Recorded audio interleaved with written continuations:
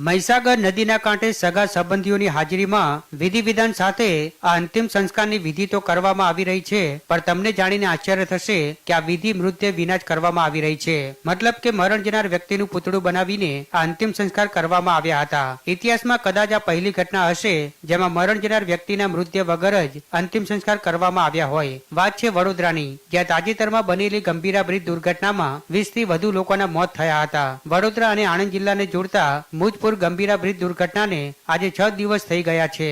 તેમ છતાં પાદરા તાલુકાના નરસિંહપુરા ગામનો રહેવાસી વિક્રમસિંહ પડિયાર હજી મિસિંગ છે।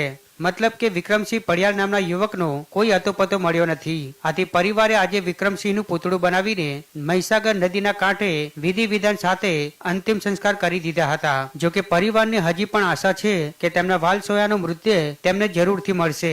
જણાવી દઈએ કે 20 જૂનના રોજ લાપતા વિક્રમસિંહે પોતાની દીકરીનો પહેલો જન્મદિવસ ધામધૂમથી ઉજવ્યો હતો અને બ્રિજ દુર્ઘટના બાદથી તેઓ લાપતા થયા હતા।